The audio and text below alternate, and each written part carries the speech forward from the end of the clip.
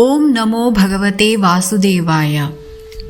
In the last video, we saw Shaunakadi sages welcome Suta Pauranika and ask him few questions on Lord Krishna.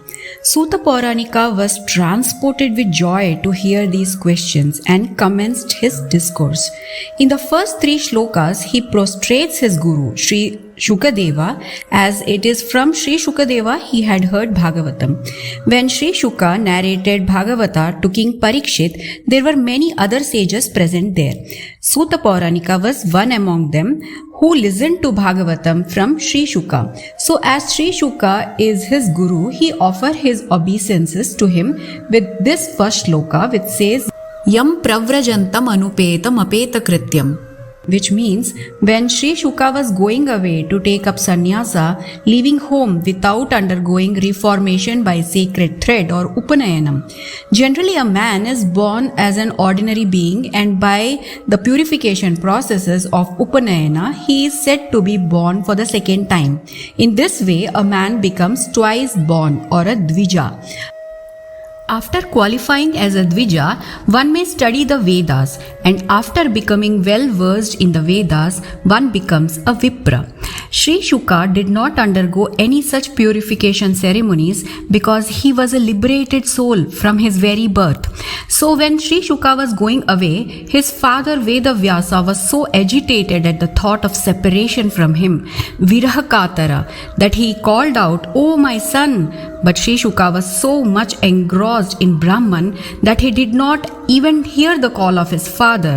So he did not respond to his father, but all the trees there, they all responded to sage Veda Vyasa's calls.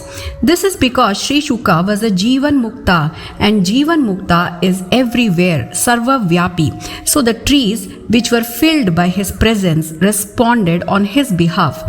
Sri Shuka, out of his great compassion, uttered this Purana for worldly men like us who seek to go beyond the darkness of ignorance.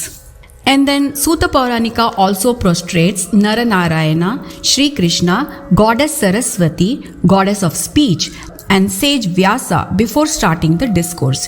He answers the first question of sages, which was, what is the ultimate welfare for all the human beings? He says the ultimate welfare, the greatest dharma of human being, is to do devotion to Lord Hari, and that devotion must be ahaituki apratihata, which means it should be absolutely motiveless and knows no obstruction, and as a result of which the soul realizes the all-blissful God and thus attains its object. And then he says, if one has followed this dharma and contact is established with Bhagavan Vāsudeva as a result of that, he must develop great desire for hearing Bhagavat Katha. If he doesn't have such a desire, then all that he has done is just an effort which is in vain. Then he gives true purpose of all the 4 Purusharthas, Dharma, Artha, Kama and Moksha. Dharma, which is occupational engagement, is certainly meant only for moksha. It should never be performed for material gain. One who is engaged in the ultimate occupational service should never use material gain to cultivate sense gratification. Life's desires should never be directed towards sense gratification.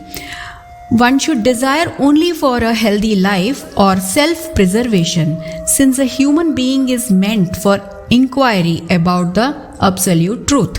Nothing else should be the goal of one's works.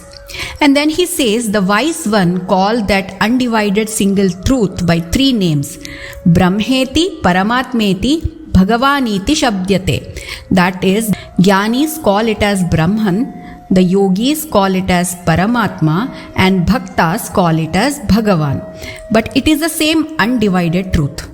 Hence, with the undivided mind, one must hear and sing praises of, meditate upon, and worship the Lord. But how does one develop the great interest to listen to the glories of Bhagavan? In this Kali Yuga, we have some bhakti in Lord. We visit temples, we think of doing Namasmaranam. When we are in a hard phase of life, we definitely think of Lord more than when we are in Sukham. But still in us, why that Bhagavat Prema in that level which is described, not able to set in? We want to hear Bhagavad Katha, but still we are not able to set aside some time. Why? Suta Mahamuni says, for that also we have to put in some effort. Some latent interest should be there. Because of our samskaras, even minute interest and shraddha, Vāsudeva Katha Ruchi should be there. He says only by sadhu sangha that a person develops such desire for hearing the stories of Bhagavad Katha. When one keeps on listening to stories of Bhagavan, what happens is he abides in their hearts and uproots the evil of their mind and cleanses the impurities. Why? Because he is Suhrit Satam. He is a friend who is already residing in our hearts. So if the heart is cleansed, what happens?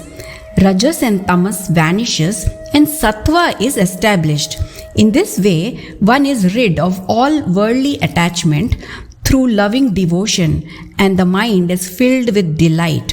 One realizes the truth relating to God. The moment a man sees God as his very self, the knot of ignorance in his heart is broken and the entire stock of his karmas get liquidated. Sages worshipped for their salvation Bhagavan Vishnu alone, who is pure sattva personified. Those seeking liberation worship Narayana. Those who seek wealth, power and progeny worship the mains and the lords of created beings. Goal of all Vedas, various yogas, all sorts of rituals, all eventually lead to Vāsudeva alone. This Lord Vāsudeva, at the beginning, he created this universe through his own Maya. He is present in all the created beings in this universe, and to protect the universe he created, he keeps incarnating in the form of devas, humans or even animals to protect this world. In all these incarnations, the Lord has performed many wonderful leelas. This ends the second chapter, and in the next chapter, Suta Muni describes all the various avatars or incarnations of the Lord.